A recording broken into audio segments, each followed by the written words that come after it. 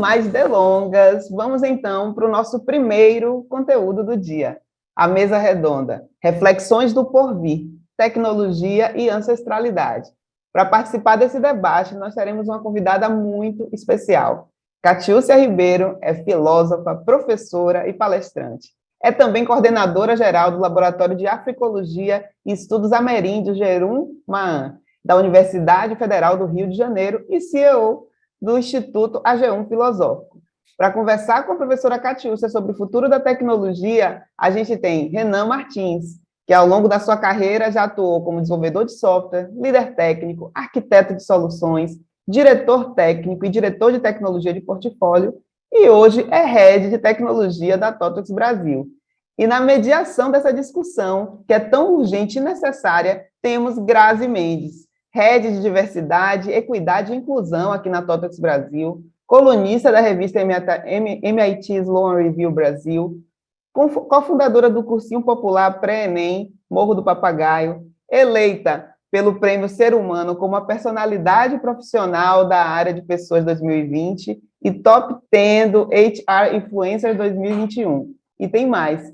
A gente quer que vocês, todas, também façam parte dessas discussões que a gente conversou aqui hoje, de toda essa programação. Por isso, durante todas as palestras, você pode usar a ferramenta de Q&A do Zoom, que está aqui embaixo, em algum lugar do seu Zoom, para enviar perguntas para os palestrantes. Ao final das apresentações, nós teremos um tempo reservado para responder as dúvidas de vocês, certo? Vamos começar? Então, bem-vindas, professora Catiúcia, Renan e Grazi. Bom debate, daqui a pouco eu vejo vocês de novo. Obrigada, Rosi, obrigada, Nay. Bom dia a todos, bom dia a todas. Então, eu sou a Grazi Mendes, uma mulher negra, eu estou usando uma tiara enraizada de tranças na agô, e o restante do cabelo está solto numa cabeleira castanho claro, volumosa e crespa. O meu sinal de Libras é o sinal de uma franja lateral do topo da cabeça até a orelha, um movimento meio encaracolado, assim. E eu estou usando aqui uma blusa que é vermelha, de fundo vermelho, com traços azuis, e um batom de cor mais forte.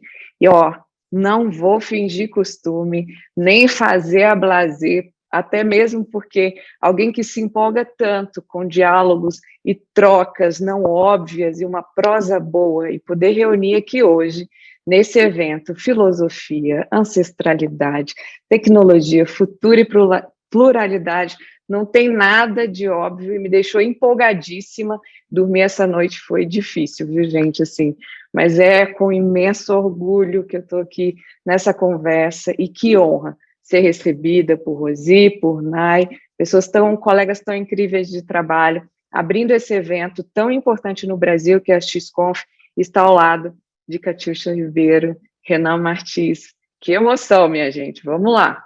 Então, eu vou fazer uma introdução, vou convidando Renan e Catiúcia também, e aí, a partir das perguntas, também vão se autodescrevendo, tá? Então, a Rosi comentou que a gente busca gerar um impacto extraordinário no mundo por meio da tecnologia, da nossa cultura, e acreditamos que ampliar as mudanças sociais positivas é defender um futuro tecnológico mais justo para mais pessoas, né? E tem sido tão desafiador pensar futuro diante de tantas incertezas do nosso tempo. Nunca a palavra futuro esteve tão presente nas nossas narrativas essas que, de um lado, costumam ser altamente otimistas, têm um foco, né, numa idealização, às vezes, dos avanços tecnológicos, sem compreender quem está produzindo essa tecnologia, ou questionar quem interessa esses avanços, quem se beneficia com eles, sem falar que essas visões, muitas vezes, são excessivamente carregadas por uma perspectiva eurocêntrica e também colonial, né? De outro lado, uma sensação de uma impossibilidade de futuro que está imposta a muita gente, e até mesmo para o próprio planeta, né? Uma ideia de desfuturo, como a gente vem acompanhando, ainda mais agora na pandemia. Desde que eu conheci Catiúcia, assim, alguns anos atrás, tem uma frase dela, que é dela, né? Não é da Locke, que mexe comigo, que me remexe aqui nessas reflexões sobre futuro, que é: o futuro é ancestral. Catiúcia, é uma alegria absurda ter você aqui com a gente, né? Melhor que isso, só um papo debaixo de uma mangueira em Salvador. Muito obrigada por ter aceito esse convite, né? E nessa fase tão importante do seu doutoramento. E eu vou te convidar agora para ajudar a gente a entender como que os ensinamentos de ancestralidade se conectam com o contexto atual da nossa sociedade. Bem-vinda. Olá, bom dia. Bom dia. É Carol, como falamos nas espiritualidades de matriz africana. Primeiro eu vou fazer minha audiodescrição. Eu sou uma mulher preta, de pele retinta, de cabelos crespos, estou com uma tiara de trança no cabelo, com uma leve maquiagem e um batom da cor da boca. Estou usando óculos e usando bijuterias em dourado, um casaco amarelo e uma blusa branca. E acessórios, né? Anéis. Um que é o símbolo da vida na mão esquerda e o outro que é o búzios na mão direita, né? Bom, eu agradeço. Falar de futuro é falar de ancestralidade, né? Quando para quem não me conhece, sou Catiúcia, sou professora de filosofia, como disse minha irmã Grazi, terminei um doutorado, né? Estou aqui, entreguei a tese essa semana, defendo no dia 11 de janeiro. E o doutorado está muito em volta de pensar o futuro a partir das matizes da ancestralidade. O que o futuro pode nos trazer? Bom, o futuro ele é sempre uma incerteza, né? O futuro ele é sempre algo que não necessariamente nós teremos conhecimento, né? O futuro é muito imprevisto, né? Eu estou aqui conversando com vocês e daqui uma hora já é futuro e eu não consigo entender o que o futuro pode me reservar daqui uma hora. Quando nós olhamos para as filosofias e para as técnicas produzidas e para as tecnologias da ancestralidade, nós poderemos ter algumas respostas para pensar esse futuro. Nós estamos vivendo numa sociedade que tem um modelo organizativo e um modelo estrutural, né, a partir de contratos e perspectivas filosóficas construídas após o período colonial e que estão pré-fixadas na ideia ocidental de mundo. Então, tudo que nós conhecemos de mundo, ele parte de um paradigma e parte de um entendimento e de uma localização. E esse modelo está aqui. Esse modelo é o modelo que constitui as nossas filosofias, as nossas culturas e as nossas tecnologias, né? Então, quando nós estamos falando que o futuro é ancestral, é fazer uma investigação em práticas e técnicas que não tinham um modelo de mundo tão individualista como que nós estamos inseridos na atualidade, olhando para a ancestralidade como uma possibilidade de reconstrução da humanidade que está por vir. Como que a gente vai pensar uma sociedade menos individualista? Como a gente vai pensar uma tecnologia que não seja uma tecnologia menos individualista, né? Portanto, já que o papel da tecnologia é oferecer, né, e satisfazer as necessidades da sobrevivência, por que hoje, em 2021, a gente não tem isso dentro de uma perspectiva totalitária? Porque alguns caminhos que foram seguidos até aqui precisam ser revistos. E quando nós estamos falando de ancestralidade, e eu estudo filosofia africana, mas é buscar nas filosofias africanas, buscar nas filosofias indígenas, buscar em outros modelos de relação social respostas para criar essas tecnologias de facilitação para o trabalho diário. Ele precisa ser mais humano, ele precisa ser mais coletivo, precisa ser menos individualista, menos homofóbico, menos misógino, menos racista. E essas respostas estão, né, nas práticas e modos de organização social que está na ancestralidade. Todo ser sujeito no mundo e todas as sociedades no mundo possuem história, possui antepassados.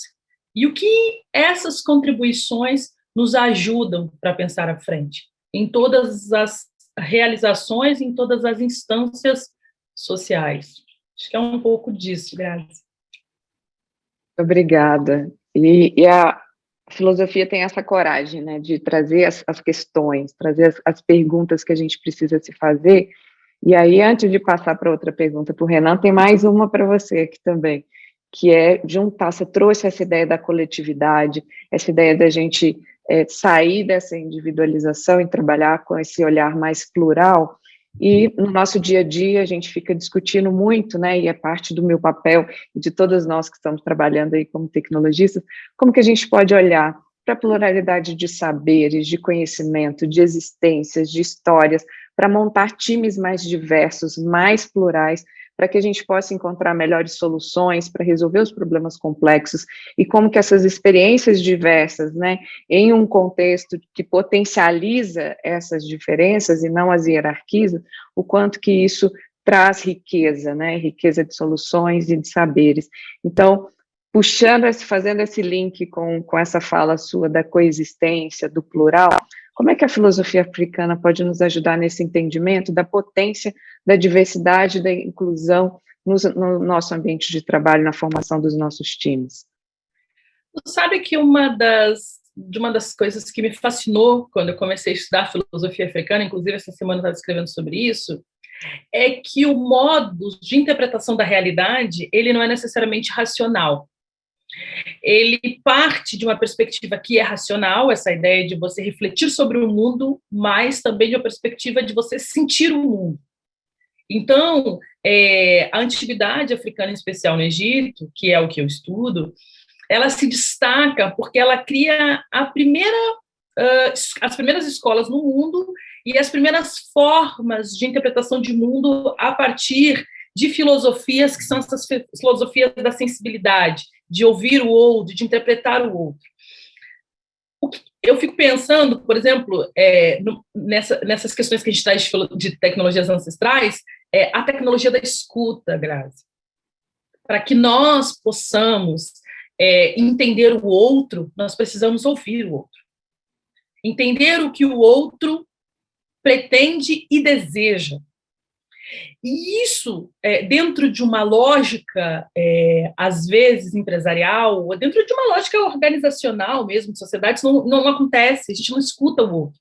Como nós queremos construir uma sociedade que seja mais plural, isso é um entendimento da filosofia africana, porque ela destitui a ideia do universal e convida a uma perspectiva pluriversal. Quando nós estamos pensando em pluriversalidade, nós estamos pensando em realidades, interpretações e escutas, como nós 4 aqui, por exemplo, né? Aqui tem uma escuta, uma linguagem, que é uma linguagem de comunicação, que é a linguagem de Libra, que não é essa linguagem sonora, mas é uma linguagem. Como nós ouviremos essa linguagem? Como nós ouviremos a linguagem que o Renan está trazendo, a Grazi, Catiúcia e tudo mais. Então, eu acredito que o primeiro passo que a filosofia africana nos convida é reconhecer o outro como pertencente de si mesmo. Se é tão importante a forma como eu represento e eu reorganizo o mundo, o outro também terá algo importante e fundamental para contribuir nessa construção. Nós vivemos numa sociedade individualizante, singular, que só escuta uma única possibilidade interpretativa da realidade. E, na sua grande maioria, ela é constituída por um mesmo elemento, né? Homem, branco, alto, longilíneo, hétero, cristão, que determinou e determina os modos de correlação social. Só que o mundo ele é plural. Então, a primeira coisa que a filosofia africana diz, precisa destituir essa ideia do universal. Essa ideia do universal vem do que é unius, do latim, que é sempre versus alguma coisa. Por que não trocar o e? Por que não trocar o ou pelo e? Né? Eu acho que essa pode ser o grande... Não é essa e essa. Não é essa ou essa, desculpa. É essa e essa. Porque, por exemplo, nós 4 aqui podemos pensar caminhos incríveis para o futuro. Porque eu não tenho todas as respostas, mas eu preciso da coletividade, preciso da circularidade. Então, acredito que as tecnologias ancestrais, elas nos convidam a sempre ouvir o outro, a circularidade. E isso precisa ser aplicado dentro de qualquer espaço para a construção de comunidade. Incrível, assim, fico aqui e fiquei pensando em outras tecnologias ancestrais humanas tão potentes, né? Você trouxe a escuta, o sonho, como esse lugar também de projetar futuro, a ideia de coletividade, e eu acho que a gente poderia ficar um tempão aqui, esse painel inteiro, falando sobre essas tecnologias ancestrais, e eu vou trazer um pouco para o nosso contexto ali, do nosso cotidiano, né, no desenvolvimento de tecnologias, e aí eu vou fazer esse convite para o Renan, chamando, porque a gente entende, né, que para que a tecnologia, de fato, tenha esse impacto real na vida das pessoas e a evolução da sociedade como um todo, ela precisa chegar a lugares que hoje estão marginalizados, né, estão à margem. Às vezes a gente fala excluído, mas está dentro do próprio sistema, mas colocado à margem, né, sem acesso dessa produção de tecnologia. E se, por um lado, o momento que a gente está vivendo agora, a pandemia, impulsionou e acelerou a adoção de diversas novas tecnologias, né, por outro lado, ela escancara esses abismos, né, gigantes que tem no acesso, no uso e no impacto, né, em diferentes grupos, assim, muitas vezes determinados pelas questões econômicas, geográficas, infraestrutura, ou outros marcadores aqui, né, como a Catiúcia trouxe. Então, Renan, ajuda a gente a pensar sobre possibilidades de caminhos, assim, esses caminhos possíveis para a gente poder reduzir um pouco essas diferenças. Bem-vindo. Obrigado, Grazi, obrigado, Catiúcia. Bom, como é que a gente pode falar, né, de futuro da tecnologia sem falar de ancestralidade agora, depois de ter escutado, né, tudo que a Catiúcia falou para a gente, né? Eu vou tentar trazer um pouco do que isso significa no contexto de tecnologia e do uso responsável dela, e como a gente pensa aqui dentro da TW. Como tecnologistas, mas antes deixa eu fazer minha autodescrição, perdão. Eu sou um homem branco, de cabelos castanhos, eu estou usando também a camisa do evento, azul, com o logo da Topworks e do evento, e tem um fundo virtual do Zoom, também com os logos da Topworks e do evento. Tá? É um prazer, assim, enorme estar aqui hoje, uma oportunidade única. É muito essencial ter esse tipo de conversa no contexto de tecnologia.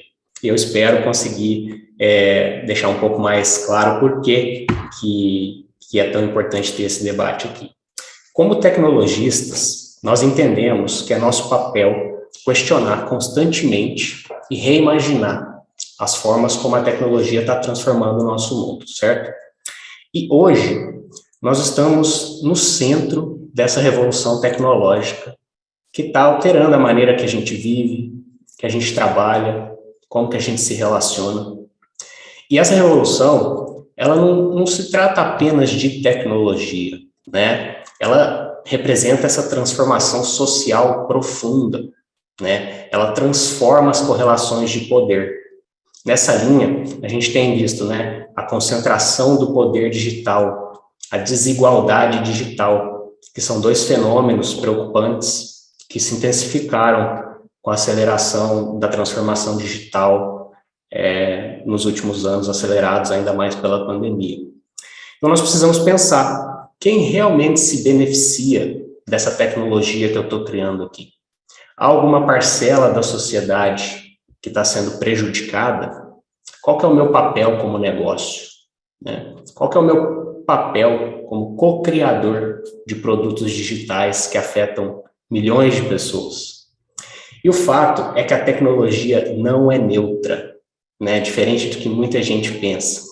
Ela sempre reflete os objetivos de seus criadores, de forma intencional ou não intencional. Então, a gente precisa ter consciência disso e sermos mais pragmáticos, né? Como? Reconhecendo que a tecnologia tem um papel fundamental no futuro, mas que ela pode gerar todos os tipos de consequências. Consequências ótimas, grandes avanços, consequências ruins, consequências aceitáveis e consequências inaceitáveis também. Então, lidar com isso de forma sistemática, como criadores de tecnologia que afetam milhões de pessoas, é muito importante e é um primeiro passo na direção de diminuir esses impactos. E governos, empresas, indivíduos, né, todos nós temos um papel importante nesse processo.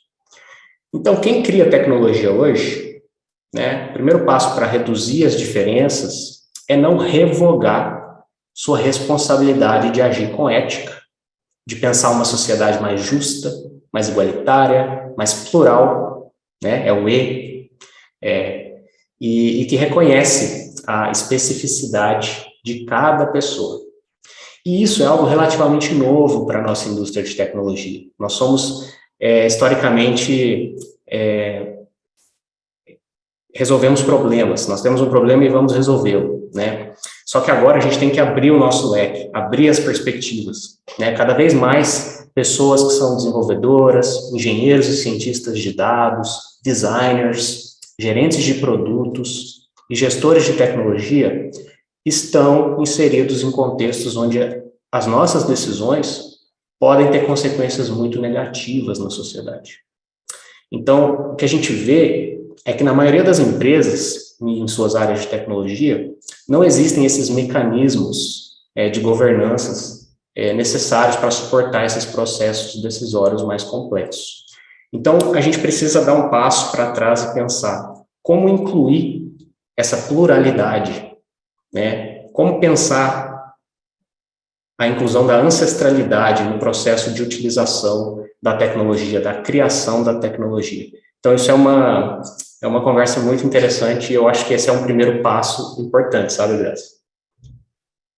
Olha só, então, tecnologia responsável, ética, na formação de tecnologistas, reflexões, filosofia. Então, à medida que a tecnologia ela vai se movendo aí, né, pelo coração da sociedade, nessas interações todas, essa fala sua traz essa ideia de que pessoas tecnologistas precisam entender cada vez mais as implicações do seu trabalho, para além de uma linha de código, né, e como que as empresas se conectam junto com a sociedade também para pensar esses impactos para além das suas paredes, né, para além dos seus muros. E qualquer aplicação de tecnologia tem impactos éticos, assim, e tem algumas áreas chaves em que essas implicações podem ser muito significativas, diretas, perigosas, né, e merecem bastante atenção, como o uso de inteligências artificiais, uso de dados pessoais. Então, essas questões éticas e morais, né, que envolvem algoritmos, vieses, né, como é que elas são reproduzidas nos algoritmos e como afetam, né, essas realidades que nos mostram, é importantíssimo. Então, imagina você não poder ter acesso a um crédito ou ter seu crédito diminuído em função do CEP onde você mora, né? Imagina você não ter seu currículo aprovado dentro de um processo seletivo, utilizando inteligências artificiais, porque seu nome remete a um nome afrodescendente. Então, isso são coisas que já estão acontecendo. Você não conseguir acessar um dispositivo, porque aquela tecnologia não faz o reconhecimento de peles negras. Então, tem várias questões que a gente não está falando, né, de um Black Mirror num outro futuro, mas a gente está falando tecnologias e questões que já que fazem parte do nosso tempo, né, e que várias tecnologistas com esse olhar também já nos chamam a atenção para isso. Então, vou chamar a Catiúcia de novo, porque considerando todos esses impactos, mas também o apagamento histórico de conhecimentos e saberes produzidos pelos povos africanos, assim, ao longo, né, de toda a história, como é que a gente, a partir dessas questões, a gente pode lutar também, né, no movimento antirracista e no combate ao racismo, trazendo essa perspectiva da gente reconhecer, né, nessa volta e reconhecer esse apagamento histórico.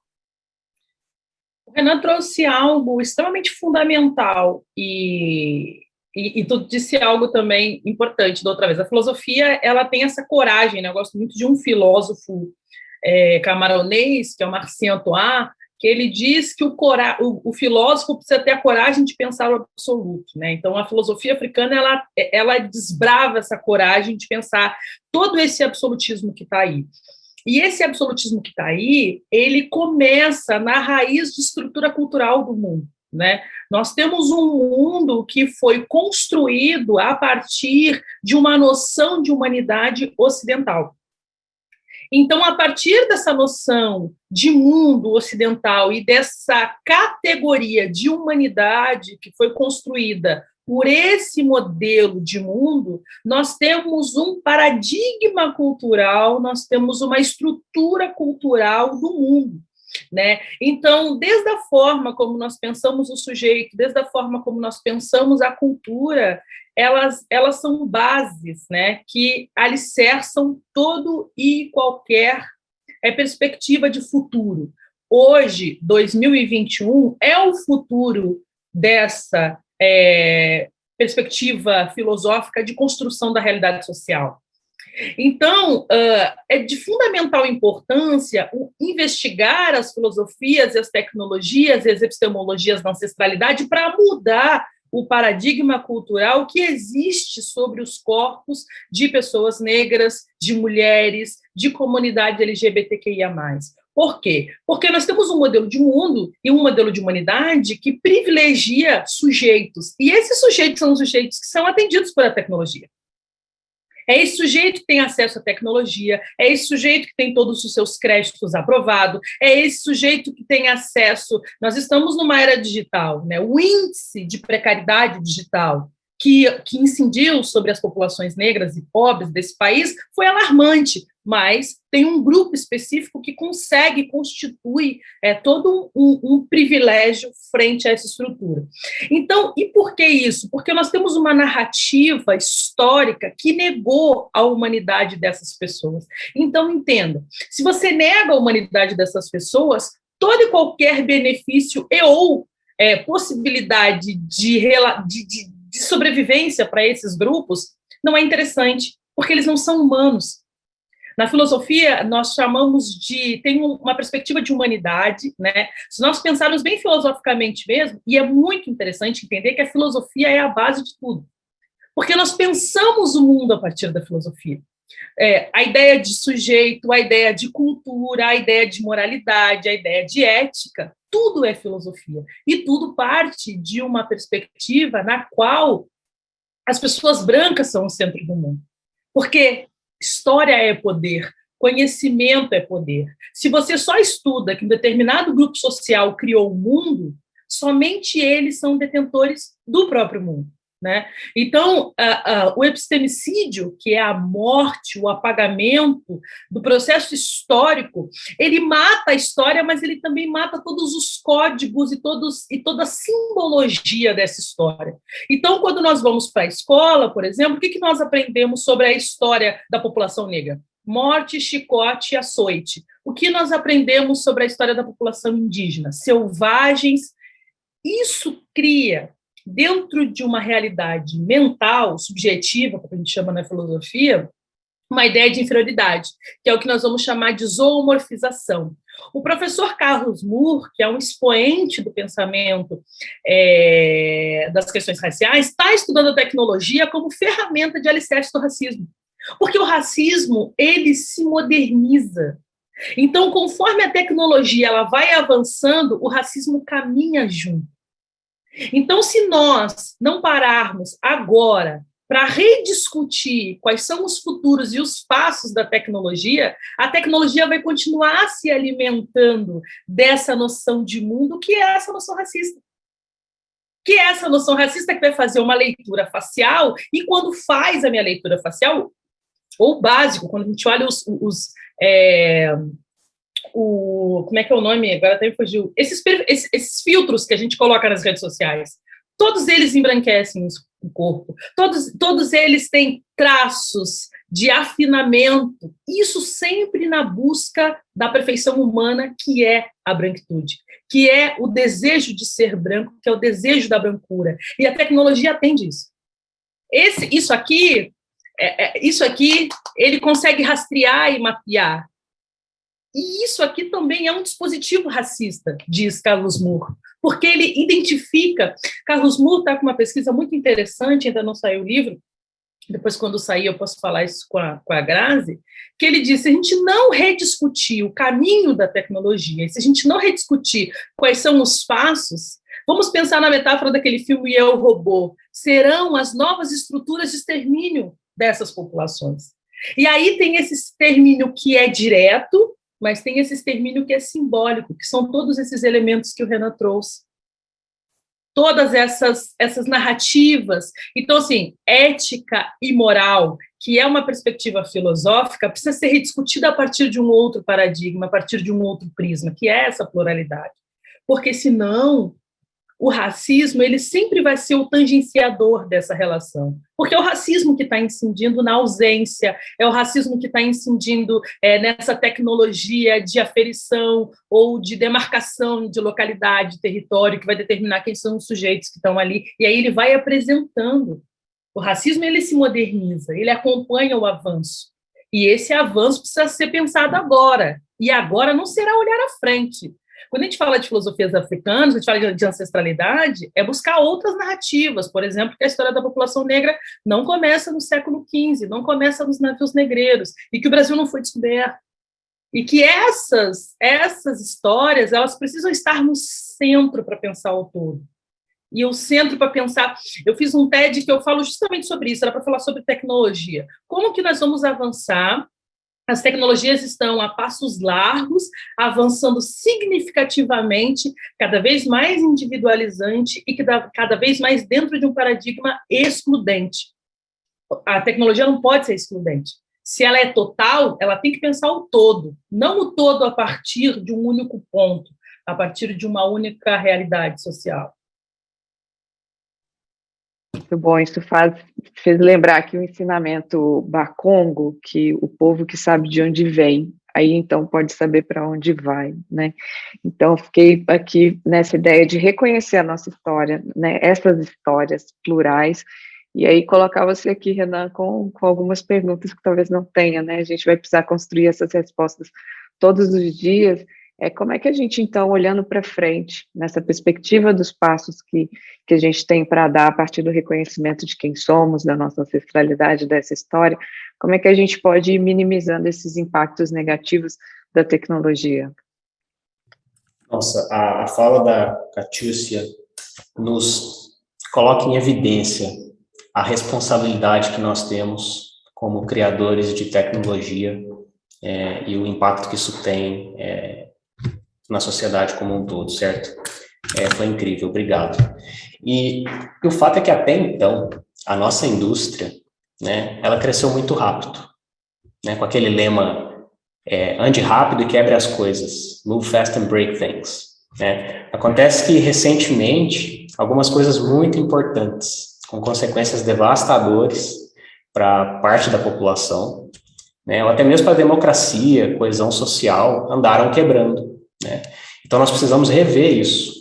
O que a gente quer é mover o mais rápido possível, com agilidade, seguir experimentando, porém sendo responsáveis pelas consequências da tecnologia que criamos. E essa responsabilidade é muito importante. Né? Nós queremos amplificar o impacto positivo da tecnologia nesse futuro e mitigar o impacto negativo. Então, há uma conexão forte com o que a Catiúcia nos ensinou, né? A importância do resgate do passado, da ancestralidade, na construção de um futuro saudável para toda a população, que é plural e majoritariamente negra no Brasil. Né? Sabemos que a tecnologia é um objeto muito importante na construção desse futuro. Portanto, o seu uso responsável, ele deve sim considerar a pluralidade e a ancestralidade, de tal forma a criar, né, soluções que atendam a população de forma mais justa. E sem essa intencionalidade por parte das tecnologistas, né, líderes, inovadores, algumas tecnologias, como inteligência artificial, que vem tomando decisões cada vez mais por si só, podem acelerar esse processo de desigualdade, de apagamento histórico e cultural, né, que foi mencionado. Então, é uma responsabilidade incrível, gigante, e que a gente precisa agir rapidamente, entender como melhorar esse futuro, né? E a ThoughtWorks, com esse objetivo, ela criou o Responsible Tech Playbook, que é um playbook de tecnologia responsável. Achei importante mencionar para a audiência, porque é um conjunto de ferramentas, métodos, né, frameworks, para ajudar equipes de tecnologia a avaliar, modelar e mitigar valores e riscos no desenvolvimento dos produtos digitais. nesse impacto, né, do nosso trabalho para indivíduos e para a sociedade plural, né? Se alguém puder compartilhar o link aí no chat, por favor, para a audiência conhecer mais depois, eu agradeço. E eu, pessoalmente, eu acredito muito, sabe, Grazi, Catiúcia, no alcance que temos como tecnologistas, né, para fazer essa preocupação com o uso ético e responsável da tecnologia um valor muito forte, individual, mas dentro das nossas organizações e times também. E eu acredito que dá para a gente fazer tudo isso sem gerar muita fricção no processo de desenvolvimento de produtos digitais. A gente consegue manter as características da nossa indústria de inovação e criação de novas soluções, só que para todo mundo, né? Considerando a pluralidade que deve ser considerada. E uma coisa importante, não basta estarmos com boas intenções. Nós sabemos que vieses existem e que a tecnologia vai refletir os objetivos de seus criadores, né? Então, como falei, né, muitas das consequências negativas e inaceitáveis que algumas tecnologias geraram recentemente foram não intencionais. Elas não foram previstas corretamente, né? Nós não somos muito bons em prever as consequências não intencionais das tecnologias que criamos. Então, a gente precisa operacionalizar nas nossas equipes, nas organizações, esse framework ético, né, do uso responsável da tecnologia. Nós precisamos construir esse conjunto de princípios, estruturas, políticas e processos que nos permitam pensar nos impactos positivos e negativos ao mesmo tempo, né, onde o maior número possível de pontos de vista estejam representados, essa pluralidade, né, e a ancestralidade, né. Dessa forma, a gente embute no dia a dia, né, da criação de tecnologia, essa preocupação em todo o ciclo de vida da construção dos nossos produtos. E esse playbook que eu mencionei, né, de tecnologia responsável, ele estimula nossos indivíduos e times de desenvolvimento a serem mais inclusivos, cientes de seus vieses, transparentes e ativos nos esforços para mitigar essas consequências negativas e indesejáveis. Então, a gente espera com ele, né, estimular mais reflexões, como esse debate aqui está gerando em muita gente, né, conversas e mudanças de perspectiva. É um caminho para começar a criar a tecnologia de maneira mais responsável desde o início. Então, minha gente, corre, já clica aí no link do Playbook de Tecnologias Responsáveis, faça conversas sobre isso com seus times, com as suas equipes, faça os exercícios de pescoço para saber o quão diverso e quão plural estão os nossos times, né? Quem é que está tomando as decisões, como é que a gente traz mais pessoas, mais perspectivas para a mesa, né? Porque, se eu entendi direitinho aqui, Renan, Catiúcia, o futuro será plural ou não será? Né, e é um trabalho coletivo na busca para a gente, nessa construção, da gente conseguir imaginar essas outras perspectivas de futuro possíveis em que caibam mais futuros. Né, a gente está precisando disso e esse futuro para a gente é urgente. Estamos indo para a reta final das perguntas, então vou fazer mais uma pergunta para a Catiúcia, e isso deixando vocês aí da audiência para já mandarem as perguntas de vocês, porque ao final dessa resposta a gente já vai abrir para as perguntas de vocês também. E essa é uma pergunta, a gente está indo agora, né, nessa viagem no tempo que a gente fez aqui, retornando, né, no passado, para ressignificar esse presente, esse chamado de responsabilidade coletiva, mas também nos projetando aí com esse olhar para um futuro menos desigual, menos injusto, mais plural, mais potente. Vamos falar de afrofuturismo com essa perspectiva, né, de como é que a gente pode pensar essa potência, né, essa visão de ter o afrofuturismo nos convidando aí para outras perspectivas, para a gente encerrar um pouco essa primeira rodada, e aí a gente vai para as perguntas da audiência. Maravilha, maravilha.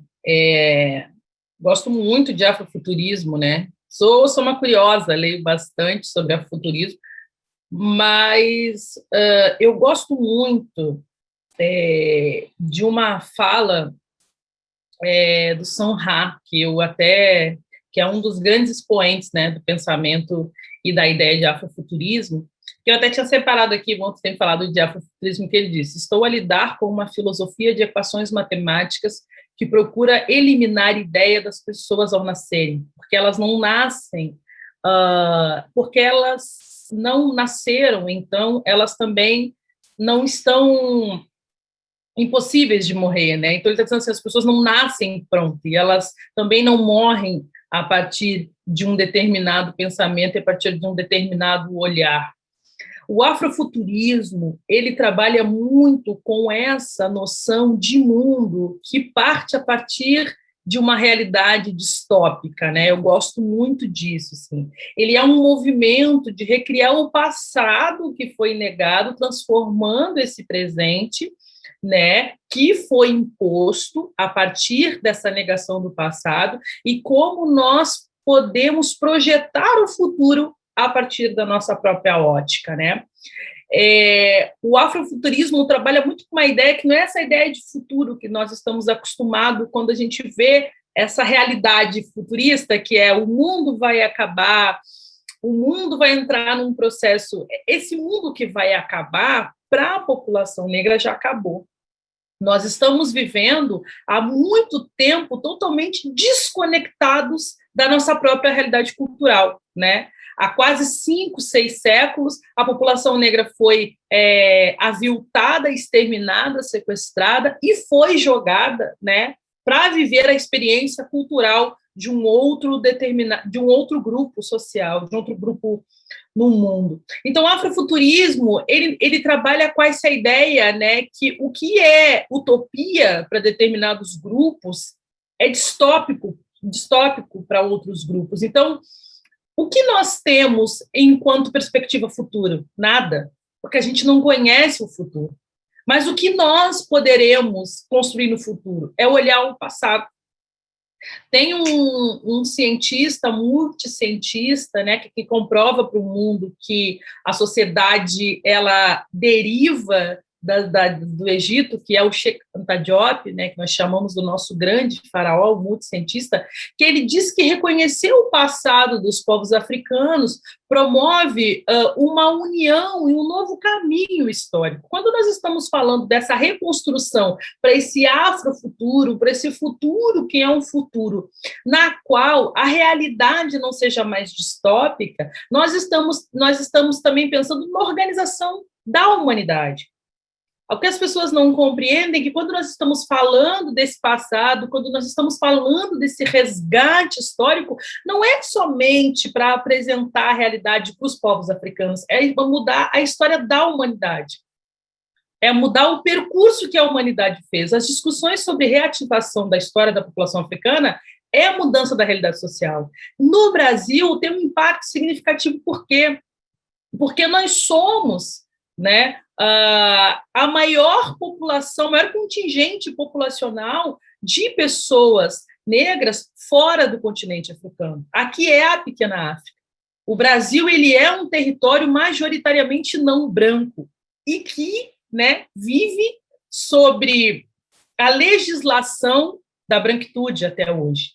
E isso precisa ser revisto, para que nós possamos mudar todos os mapas que aí estão. Imagina, nós estamos em plena pandemia e o mapa da fome atinge altos índices.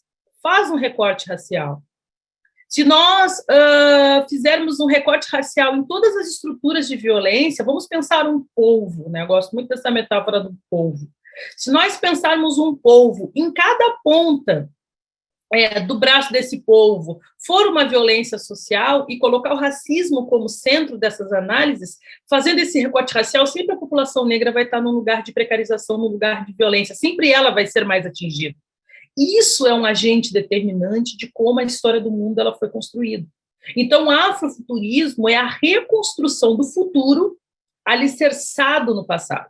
Explicar, por exemplo, que a origem da tecnologia, ela nasce com os egípcios, ela nasce no Kemet. A noção de algoritmo, ela nasce no Kemet. Nós precisamos colocar isso nos currículos escolares. Nós precisamos colocar isso dentro das empresas. Quais são as referências que as empresas têm a ensinar tecnologia? São sujeitos africanos, são filósofos africanos, são pensadores africanos? Qual é o sentido de tecnologia? Qual é o conceito de tecnologia? Então, o afrofuturismo ele vem fazer essa pergunta. É isso que o Samra está dizendo. Nós não nascemos no agora, nós nascemos numa outra realidade. Pensar o futuro, e o afrofuturismo ele é tão... Eu gosto tanto dessa ideia, porque ele só pensa o futuro a partir de uma realidade do passado. Ele não consegue entender o futuro pelo que não existe, mas a partir da concretude do que já existiu.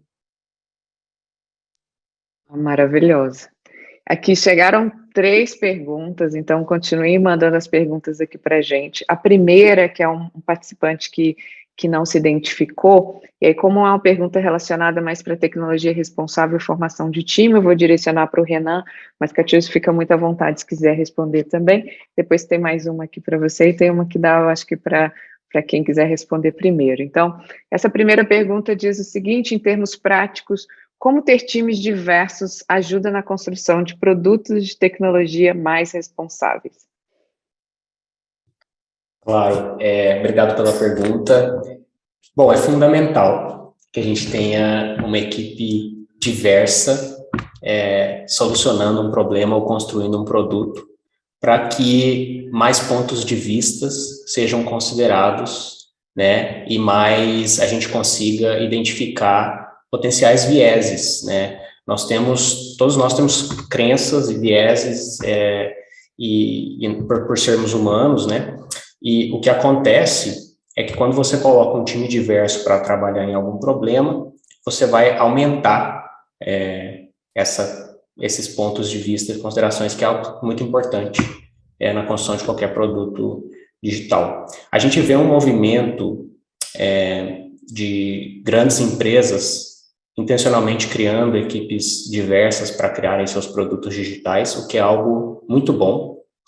Eu queria só expandir um pouquinho que, quando a gente fala em tecnologia no Brasil, se você hoje está na indústria de tecnologia e está trabalhando numa grande empresa de tecnologia, como desenvolvedora, ou engenheiro de dados, né, ou designer, ou na área de produto, a hora que seja, existe uma chance grande de você já ter tido uma existência privilegiada dentro do contexto do Brasil. Então, quando a gente fala de diversidade na construção de produtos digitais, é ir além, é realmente tentar acessar toda e qualquer população que aquele produto ou aquela tecnologia pode impactar. Então, não é suficiente apenas se pensar na equipe que está construindo aquele produto, mas em quem vai ser impactado pelaquela tecnologia. Então, pensar em processos que incluam esses pontos de vista que estão externos à nossa área de tecnologia é fundamental também, né? E nós estamos fazendo isso convidando pessoas de outras áreas de conhecimento para expandir os nossos horizontes, né? As nossas perspectivas, e nós devemos fazer isso no dia a dia. Nós não estamos acostumados na nossa área de tecnologia a lidar com todos esses dilemas éticos que outras profissões já fazem ao longo de muitos anos, né? Como legisladores, médicos e filósofos, né? Outras profissões. Nós precisamos entender que agora nós temos essa responsabilidade, então convidar esse debate mais diverso possível do ponto de vista de conhecimento, mas também de demografia é muito importante. A gente poder refletir dentro dos nossos times a realidade do contexto que a gente está inserido, né, do nosso país, e isso fomenta as boas perguntas, né, Renan, assim, a gente carece de ter boas perguntas, e essas perguntas vêm de perspectivas que são diferentes das nossas, ou daquelas que podem criar uma ilusão de verdade por serem muito compartilhadas em ambientes homogêneos, assim, né, então, além disso, tudo potencializa esse aprendizado, né. Chegou aqui uma pergunta da Marina Mosqueta, quero mandar um beijo para ela aqui também, falou o seguinte, a Catiúcia, em sua fala sobre ancestralidade, trouxe a importância da escuta como uma ferramenta de inclusão. A escuta empática é parte do processo de comunicação não violenta, que entende que a comunicação é o centro da resolução de conflitos de qualquer origem. né? Então, como que a gente pode trazer esse conceito dessa escuta mais empática, de comunicação justa e não violenta para as tecnologias emergentes? E a comunicação se restringe para o momento do desenvolvimento, ou seja, na hora que os times estão lá, ou também pode ser considerada nos produtos finais do desenvolvimento? Vou deixar essa contigo, Catiúcia, mas também, Renan, fica à vontade se quiser responder. Eu começo respondendo na área da filosofia e o Renan pode fazer o alinhamento para a tecnologia. Eu acredito que a noção da escuta ela é muito fundamental porque ela está presente na ética dos sentidos, né? É mudar a noção ética do mundo e abrir essa escuta sensível para entender o que o interlocutor está trazendo, né?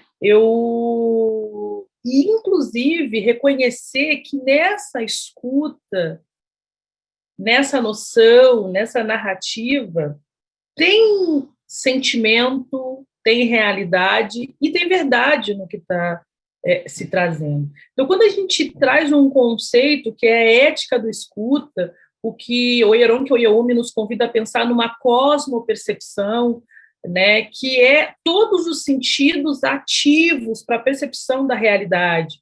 Então, essa escuta, ela tem um impacto de quem escuta, mas também de quem fala. Como é esse atravessamento, né? Por mais que você não se envolva totalmente, né? E a escuta empática, muitas das vezes, diz que você não necessariamente precisa se envolver, mas precisa ouvir. Porque também não pensar, se envolver e trocar e construir a partir do envolvimento do que essa escuta traz, né? Nós ouvimos muito pouco, né? E aí uma coisa que a gente fala muito na filosofia africana é ouça o seu coração. Ele fala a sua verdade. O coração é a morada da consciência, pelo coração que expressa os mais puros e verdadeiros sentidos. A razão ela pode ser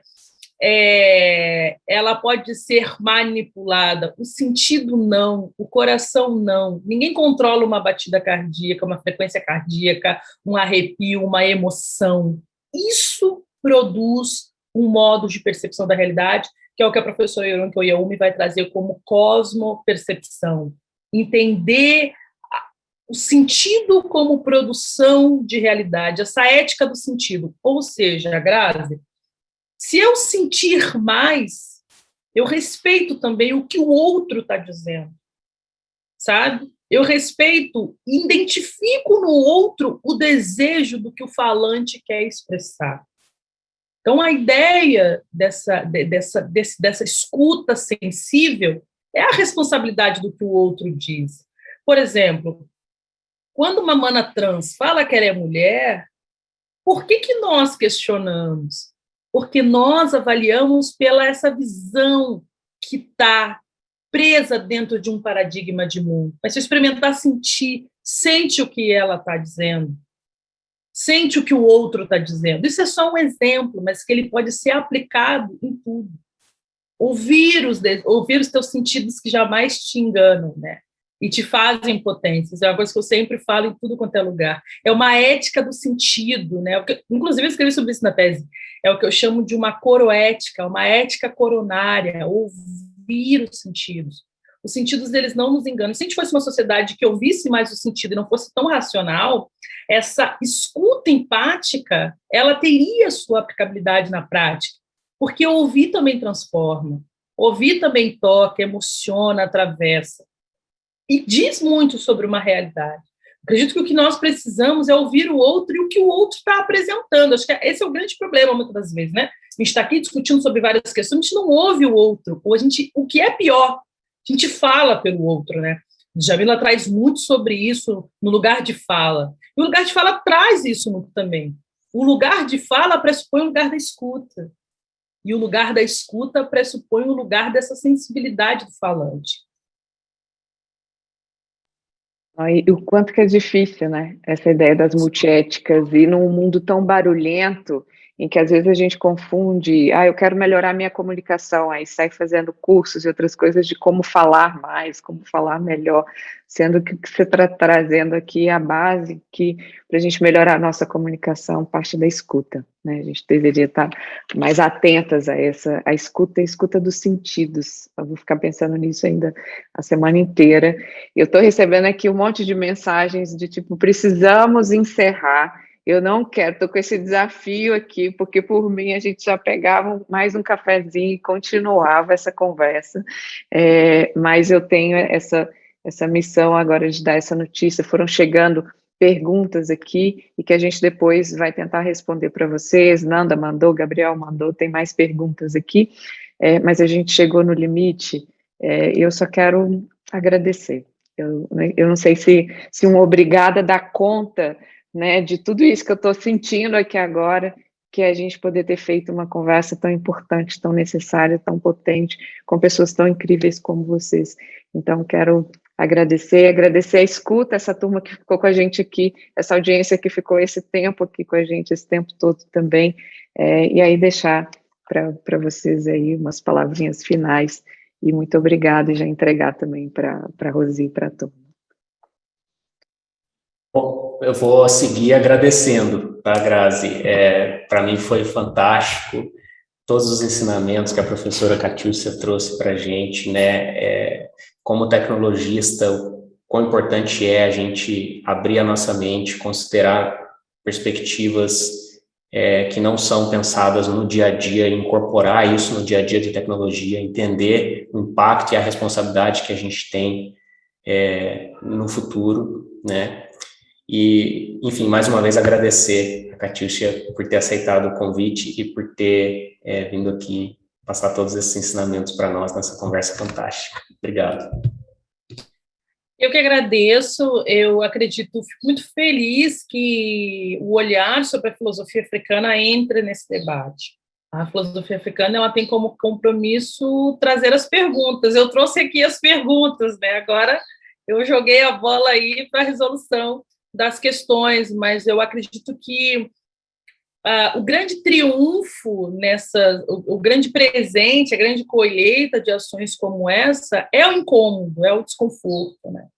E esse desconforto nos ajudar a pensar realidades futuras, né?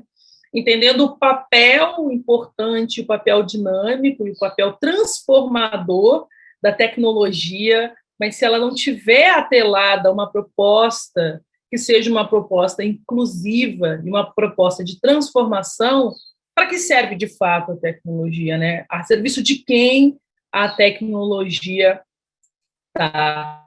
Então, eu agradeço, eu sempre digo, tudo quanto é lugar, que para que nós possamos entender, para que nós possamos desenhar um futuro, né? Saber quem nós somos, só é possível a partir do que nós fomos e, principalmente, do que nós poderemos voltar a vir a ser, né? A vida é um constante movimento, é um eterno retorno.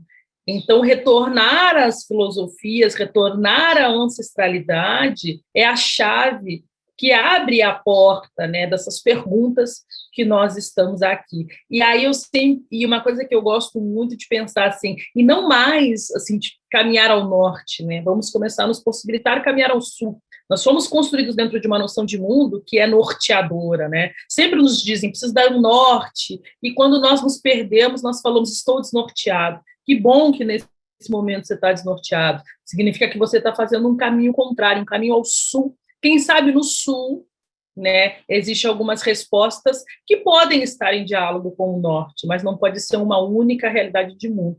E é isso, pensar o futuro é pensar o ontem, né? Porque o futuro ele é ancestral. Gratidão.